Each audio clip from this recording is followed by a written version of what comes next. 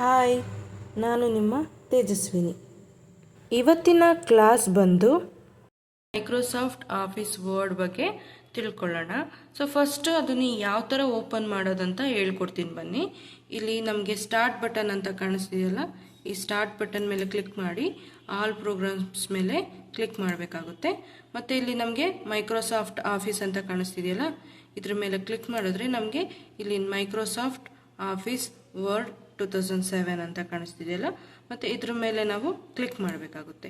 So click ಮಾಡಿದ್ರೆ ಈ ಥರ ನಮಗೆ ಓಪನ್ ಆಗುತ್ತೆ. ಸೊ ಇದು ಬಂದು ಫಸ್ಟ್ ಇಂಟರ್ಫೇಸ್ ಆಗಿ, ಇದನ್ನು ನಾವು ಟೈಟಲ್ ಬಾರ್ ಅಂತ ಕರಿತೀವಿ. ಈ ಟೈಟಲ್ ಬಾರ್ ಅಂತ ಯಾಕೆ ಕರಿತೀವಿ ಅಂದರೆ, ಈಗ ನಾವು ಈ ಫೈಲ್ನ ನಾವು ಒಂದು ನೇಮಲ್ಲಿ ಸೇವ್ ಮಾಡ್ತೀವಿ ಅಂದರೆ ಆ ಸೇವ್ ಮಾಡಿದ ನೇಮು ನಮಗೆ ಇಲ್ಲಿ ಶೋ ಆಗುತ್ತೆ. ಸೊ ಹಂಗಾಗಿ ಇದನ್ನು ನಾವೇನಂತೀವಿ ಟೈಟಲ್ ಬಾರ್. ನೆಕ್ಸ್ಟ್ ಇದು ಬಂದು ಮೆನು ಬಾರ್. ನೋಡಿ, ಈ ಹೋಮ್, ಇನ್ಸರ್ಟ್, ಪೇಜ್ ಲೇಔಟ್ ಅಂತ ಏನಿದೆಯಲ್ಲ, ಇದನ್ನು ನಾವು ಮೆನು ಬಾರ್ ಅಂತ ಹೇಳ್ತೀವಿ. ನೆಕ್ಸ್ಟ್ ಇದು ಬಂದು ಟೂಲ್ ಬಾರ್. ನೋಡಿ, ಒಂದೊಂದು ಇದೆಲ್ಲ ಒಂದು ಸೆಕ್ಷನ್. ಇದು ಬಂದು ಫಾಂಟ್ ಸೆಕ್ಷನ್, ಇದು ಬಂದು paragraph section, style, editing. So ಇವೆಲ್ಲನೂ ನಾವು ಟೂಲ್ ಅಂತ ಕರಿತೀವಿ, ಟೂಲ್ ಬಾರ್ ಅಂತ ಕರಿತೀವಿ. ಸೊ ಇದು ಬಂದು ನಮಗೆ ರೂಲರ್ ಬಾರ್. ಸೊ ಈಗ ಇದರಲ್ಲಿ ನಾವು ಫಸ್ಟ್ ಫಾಂಟ್ ಸೆಕ್ಷನ್ ನೋಡ್ಕೊಳ್ಳೋಣ. ಈ ಫಾಂಟ್ ಸೆಕ್ಷನ್ನಲ್ಲಿರೋ ಇದು ಫಸ್ಟ್ ಏನು ಬಂದು ಫಾಂಟ್ ಟೂಲ್.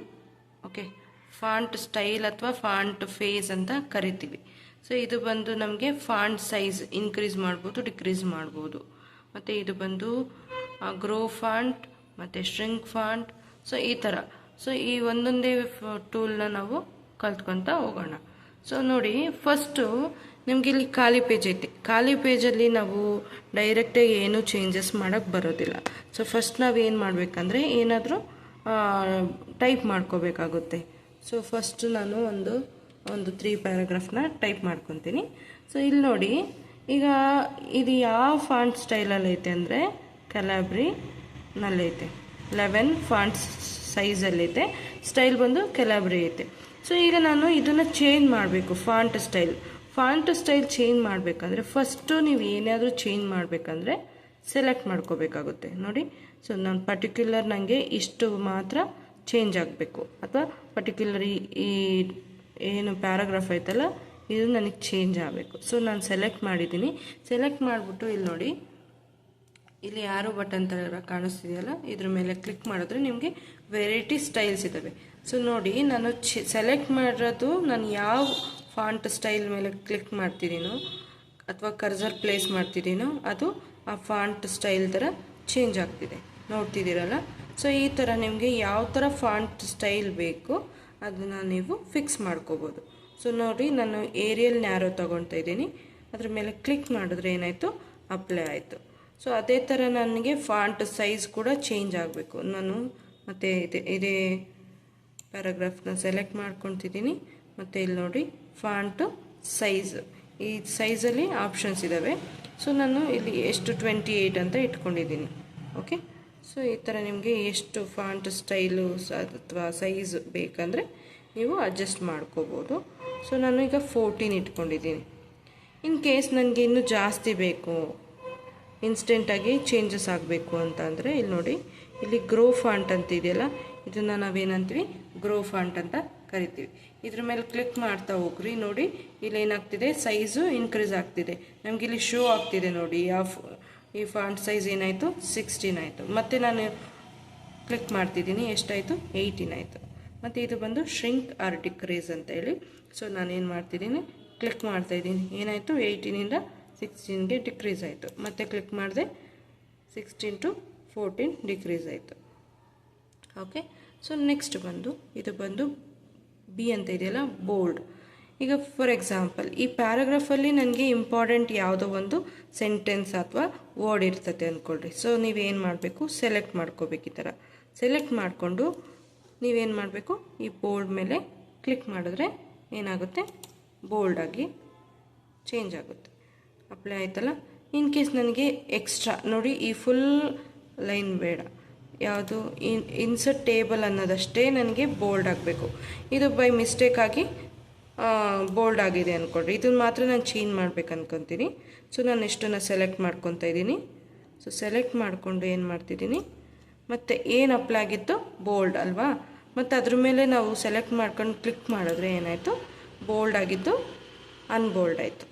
ಓಕೆ, ಸೊ ಅದೇ ಥರ ನೆಕ್ಸ್ಟ್ ಬಂದು ಇದು ಇಟಾಲಿಕ್ ಅಂದರೆ ಸ್ವಲ್ಪ ಏನಾದರೂ ಸ್ಲ್ಯಾಂಟಾಗಿ ಈಗ ಇನ್ಸರ್ಟ್ ಆಗೈತೆ ಅಂದರೆ ಇದು ಬೋಲ್ಡ್ ಆಗೈತಲ್ಲ, ಸ್ವಲ್ಪ ನಾನು ಇದನ್ನು ಸೆಲೆಕ್ಟ್ ಮಾಡ್ಕೊಂಡು ಏನು ಮಾಡ್ತಿದ್ದೀನಿ, ಇಟಾಲಿಕ್ ಮೇಲೆ ಕ್ಲಿಕ್ ಮಾಡ್ತಿದ್ದೀನಿ. ಏನಾಯಿತು, ಸ್ವಲ್ಪ ಏನಾಯಿತು, ಸ್ಲ್ಯಾಂಟಾಗಿ ಚೇಂಜ್ ಆಯಿತು. ಓಕೆ, ಇನ್ ಕೇಸ್ ಬೇಡ ಅಂದರೆ ಮತ್ತೆ ಸೆಲೆಕ್ಟ್ ಮಾಡಿಕೊಂಡು ಇಟಾಲಿಕ್ ಮೇಲೆ ಕ್ಲಿಕ್ ಮಾಡಿದ್ರೆ ರಿಮೂವ್ ಆಯಿತು. ಅದೇ ಥರ ಅಂಡರ್ಲೈನ್, ನಿಮ್ಗೆ ಎಷ್ಟುವರೆಗೂ ಬೇಕೋ ಅಷ್ಟನ್ನು ಸೆಲೆಕ್ಟ್ ಮಾಡಿಕೊಂಡು ಅಂಡರ್ಲೈನ್ ಮೇಲೆ ಕ್ಲಿಕ್ ಮಾಡಿದ್ರೆ ಸೊ ಇದು ನಮಗೆ ಏನಾಗುತ್ತೆ, ಅಪ್ಲೈ ಆಗುತ್ತೆ. ಇನ್ ಕೇಸ್ ನಿಮಗೆ ವೆರೈಟಿ ಸ್ಟೈಲ್ಸ್ ಇದ್ದಾವೆ ನೋಡಿರಿ, ನಿಮಗೆ ಯಾವ ಸ್ಟೈಲ್ ಬೇಕೋ ಆ ಸ್ಟೈಲ್ನ ಸೆಲೆಕ್ಟ್ ಮಾಡಿಕೊಂಡ್ರೆ ಇಲ್ಲಿ ಅಪ್ಲೈ ಆಗ್ತಿದೆ, ನೀವು ನೋಡ್ಬೋದು. ನೋಡಿ, ನಾನು ಡಾಟ್ ತೊಗೊಂಡಿದ್ದೀನಿ, ಇಲ್ಲಿ ಅಪ್ಲೈ ಆಯಿತು. ಇನ್ ಕೇಸ್ ಈ ಥರ ನಿಮ್ಗೆ ಯಾವ ಸ್ಟೈಲ್ ಬೇಕೋ ಆ ಸ್ಟೈಲ್ನ ಅಪ್ಲೈ ಮಾಡ್ಕೋಬೋದು.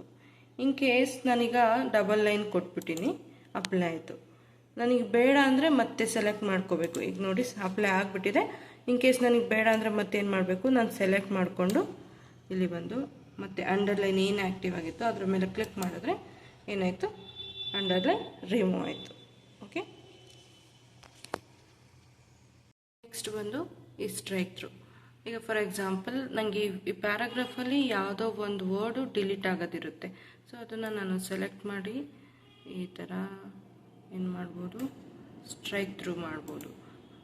ಅಥವಾ ಇದನ್ನು ನಾವು ಯಾರಿಗೂ ಸಜೆಸ್ಟ್ ಮಾಡ್ದಂಗೆ, ಈಗ ಫಾರ್ ಎಕ್ಸಾಂಪಲ್ ನಾವು ಈಗ ಬಾಸಿಗೆ ನಾವು ಫೈಲ್ನ ಸೆಂಡ್ ಮಾಡಿರ್ತೀವಿ ಅಂದ್ಕೊಳ್ರಿ, ಅವ್ರು ಚೆಕ್ ಮಾಡಿ ಯಾವ ವರ್ಡು ಅಥವಾ ಯಾವ ಡಾಕ್ಯುಮೆಂಟ್ ಬೇಡ ಅಥವಾ ಯಾವ ಸೆಂಟೆನ್ಸ್ ಬೇಡ ಅಂತ ಅಂದಿರ್ತಾರೋ ಅದನ್ನು ಈ ಥರ ನಮಗೆ ಸ್ಟ್ರೈಕ್ ಥ್ರೂ ಮಾಡಿ ಕಳಿಸಿರ್ತಾರೆ.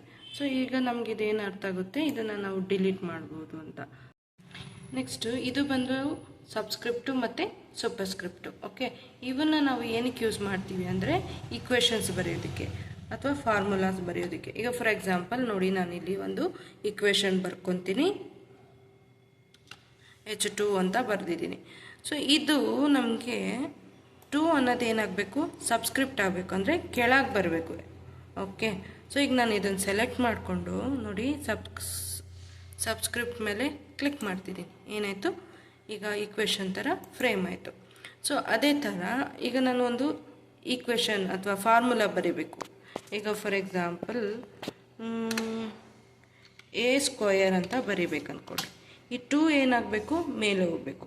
ಈಗ ನಾನು ಈ 2ನ ಸೆಲೆಕ್ಟ್ ಮಾಡಿಕೊಂಡು ಏನು ಮಾಡ್ತಿದ್ದೀನಿ, ಈ ಸೂಪರ್ಸ್ಕ್ರಿಪ್ಟ್ ಮೇಲೆ ಕ್ಲಿಕ್ ಮಾಡ್ತಿದ್ದೀನಿ. ಏನಾಯಿತು, ಸ್ಕ್ವೇರ್ ಆಗಿ ಚೇಂಜ್ ಆಯಿತು.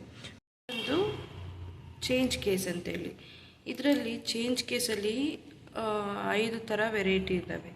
ಇದು ಬಂದು ಸೆಂಟೆನ್ಸ್ ಕೇಸ್ ಇದೆಯಲ್ಲ, ಸೆಂಟೆನ್ಸ್ ಕೇಸ್ ಅಂದರೆ ಈಗ ನೋಡಿ ಇಲ್ಲಿ ಒಂದು ಪ್ಯಾರಾಗ್ರಾಫ್ ಅಥವಾ ಒಂದು ಸೆಂಟೆನ್ಸ್ ಅಂದ್ಕೊಳ್ಳೋಣ. ಈ ಸೆಂಟೆನ್ಸ್ ಇದೆಯಲ್ಲ, ಸೆಂಟೆನ್ಸಲ್ಲಿ ಫಸ್ಟ್ ಕೇಸ್ ಏನಿದೆ, ಫಸ್ಟ್ ಲೆಟರ್ ಏನಿದೆ, ಕ್ಯಾಪಿಟಲ್ ಇದೆ, ಹೌದಾ? ಸೊ ಇದನ್ನು ಬಂದು ಸೆಂಟೆನ್ಸ್ ಕೇಸ್ ಅಂತ ಹೇಳ್ತೀವಿ. ಸೊ ಇದು ನಮಗೆ ಇನ್ಸ್ಟೆಂಟಾಗಿ ಚೇಂಜಸ್ ಆಗಬೇಕಂದ್ರೆ, ಅಂದರೆ ಎಲ್ಲ ಲೆಟರು ಕ್ಯಾಪಿಟಲ್ ಆಗಬೇಕು ಅಥವಾ ಎಲ್ಲ ಲೆಟರ್ ಸ್ಮಾಲ್ ಲೆಟರ್ ಆಗಬೇಕಂದ್ರೆ ನಾವು ಈ ಚೇಂಜ್ ಕೇಸ್ನ ಯೂಸ್ ಮಾಡ್ಕೊತೀವಿ. ಈಗ ಫಾರ್ ಎಕ್ಸಾಂಪಲ್ ನೋಡಿ, ಈಗ ನಾನು ಸೆಲೆಕ್ಟ್ ಮಾಡಿದ್ದೀನಿ ಆ ಸೆಂಟೆನ್ಸು, ಸೆಲೆಕ್ಟ್ ಮಾಡಿ ನಾನೇನು ಮಾಡ್ತಿದ್ದೀನಿ, ಅಪ್ಪರ್ ಕೇಸ್ ಕೊಡ್ತಿದ್ದೀನಿ. ನೋಡಿ ಎಲ್ಲವೂ ಏನಾಯಿತು, ಕ್ಯಾಪಿಟಲ್ ಲೆಟರ್ ಆಗಿ ಕನ್ವರ್ಟ್ ಆಯಿತು.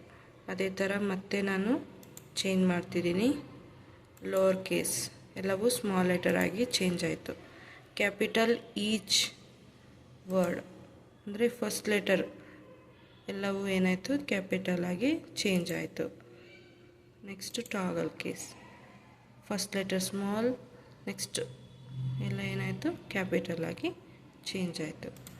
ಸೆಂಟೆನ್ಸ್ ಕೇಸ್ ಅಂದರೆ ಫಸ್ಟ್ ಲೆಟರ್ ಮಾತ್ರ ಕ್ಯಾಪಿಟಲ್ ಇರುತ್ತೆ, ಇನ್ನು ರಿಮೈನಿಂಗ್ ಸೆಂಟೆನ್ಸಲ್ಲಿರೋ ಎಲ್ಲ ಲೆಟರ್ಸ್ ಅಥವಾ ವರ್ಡ್ಸು ಸ್ಮಾಲ್ ಲೆಟರ್ ಆಗಿ ಕನ್ವರ್ಟ್ ಆಯಿತು. ನೆಕ್ಸ್ಟ್ ಬಂದು text highlighter colour. Okay, so ಇದನ್ನ ಏನಕ್ಕೆ ಯೂಸ್ ಮಾಡ್ತೀವಿ ಅಂದರೆ, ಫಾರ್ ಎಕ್ಸಾಂಪಲ್ ಇಲ್ಲಿ ನೋಡಿ, ನಾನು ಒಂದು ಲೀವ್ ಲೆಟರ್ ಫಾರ್ಮೆಟ್ ಅಪ್ಲೈ ಮಾಡಿದ್ದೀನಿ. ಸೊ ಇವಾಗ ನೀವು 1 2 to 3 ಪೇಜಸ್ ಈ ಲೀವ್ ಲೆಟರ್ ಬರೆದಿರ್ತೀರಿ ಅಂದ್ಕೊಳ್ರಿ. ಅಂದರೆ ನೀವು ಏನಕ್ಕೆ ಅಂತ ರೀಸನ್ ಎಲ್ಲ ಹಾಕಿ ಬರ್ದಿರ್ತೀರಿ ಅಂದ್ಕೊಳ್ರಿ. ಸೊ ಅದರಲ್ಲಿ ಇಂಪಾರ್ಟೆಂಟ್ ಏನಿರುತ್ತೆ ಅದನ್ನು ನೀವು ಈ ಥರ ಸೆಲೆಕ್ಟ್ ಮಾಡಿಕೊಂಡು ಇಲ್ಲಿ ಹೋಗಿ ಈ ಥರ ನಿಮ್ಗೆ ಯಾವ ಕಲರ್ ಬೇಕೋ ಅದನ್ನು ಕ್ಲಿಕ್ ಮಾಡಿದ್ರೆ ನಿಮ್ಗೆ ಏನಾಗುತ್ತೆ, ಅದು ಹೈಲೈಟ್ ಆಗಿ ಕಾಣಿಸುತ್ತೆ ಡೇಟು. ಸೊ ಸೆಲೆಕ್ಟ್ ಮಾಡ್ಕೊತೀರಿ ಮತ್ತು ಈ ಹೈಲೈಟರ್ ಮೇಲೆ ಕ್ಲಿಕ್ ಮಾಡಿ ನಿಮಗೆ ಅದರಲ್ಲಿ ಯಾವ ಕಲರ್ ಬೇಕು ಆ ಕಲರ್ನ ಸೆಲೆಕ್ಟ್ ಮಾಡಿದ್ರೆ ನೋಡಿ ಈ ಥರ ಅಪ್ಲೈ ಆಗುತ್ತೆ. ಇನ್ ಕೇಸ್ ಬೇಡ ಅಂದ್ಕೊಳ್ರಿ, ಮತ್ತು ನೀವೇನು ಮಾಡಬೇಕಾಗುತ್ತೆ, ಸೆಲೆಕ್ಟ್ ಮಾಡ್ಕೋಬೇಕಾಗುತ್ತೆ. ಇಲ್ಲಿ ಮತ್ತೆ ಟೆಕ್ಸ್ಟ್ ಹೈಲೈಟರ್ಗೆ ಹೋಗಿ ಇಲ್ಲಿ ನೋ ಕಲರ್ ಅಂತ ಇದೆಯಲ್ಲ, ಇದ್ರ ಮೇಲೆ ಕ್ಲಿಕ್ ಮಾಡಿದ್ರೆ ಏನಾಗುತ್ತೆ, ರಿಮೂವ್ ಆಗುತ್ತೆ. ಓಕೆ, ಸೊ ಇದು ಬಂದು ಟೆಕ್ಸ್ಟ್ ಹೈಲೈಟರ್ ಕಲರ್. ನೆಕ್ಸ್ಟ್ ಬಂದು ಫಾಂಟ್ ಕಲರ್. ಈ ಫಾಂಟ್ ಕಲರು ಕೂಡ ನೀವು ಯಾವುದನ್ನ ಒಂದು ಪ್ರಾಜೆಕ್ಟ್ ಮಾಡ್ತಿರ್ತೀರಿ ಅಂದ್ಕೊಳ್ರಿ, ಆ ಪ್ರಾಜೆಕ್ಟಲ್ಲಿ ಫಸ್ಟ್ ಪೇಜ್ ನೀವು ಡಿಸೈನ್ ಮಾಡೋದಕ್ಕೆ ಅಥವಾ ಹೆಡ್ಡಿಂಗ್ನೆಲ್ಲ ಕಲರ್ ಮಾಡೋದಕ್ಕೆ ಈ ಥರ ನೀವು ಸೆಲೆಕ್ಟ್ ಮಾಡಿಕೊಂಡು ನೀವೇನು ಮಾಡ್ಬೋದು, ಟೆಕ್ಸ್ಟ್ನ ಕಲರ್ ಮಾಡ್ಕೋಬೋದು. ನಿಮ್ಗೆ ಯಾವ ಥರ ಕಲರ್ ಬೇಕೋ ಆ ಥರ ಕಲರ್ನ ಅಪ್ಲೈ ಮಾಡ್ಕೋಬೋದು. ಇನ್ ಕೇಸ್ ನಿಮಗೆ ಬೇಡ ಅಂದರೆ ಈಗ ಮತ್ತೆ ಸೆಲೆಕ್ಟ್ ಮಾಡ್ಕೊಳ್ರಿ, ಇಲ್ಲಿ ಹೋಗಿ ಆಟೋಮೆಟಿಕ್ ಮೇಲೆ ಕ್ಲಿಕ್ ಮಾಡಿದ್ರೆ ಏನಾಗುತ್ತೆ, ಅದು ಮತ್ತೆ ಬ್ಲ್ಯಾಕಾಗಿ ಕನ್ವರ್ಟ್ ಆಗುತ್ತೆ. ಸೊ ಇವತ್ತಿನ ಕ್ಲಾಸ್ ನಿಮ್ಗೆ ಇಷ್ಟ ಆಯಿತು ಅಂದರೆ ಲೈಕ್, ಕಮೆಂಟ್ ಆ್ಯಂಡ್ ಶೇರ್ ಮಾಡಿ, ಮತ್ತು ಸಬ್ಸ್ಕ್ರೈಬ್ ಮಾಡೋದನ್ನು ಮಾತ್ರ ಮರಿಬೇಡಿ. Thank you, bye.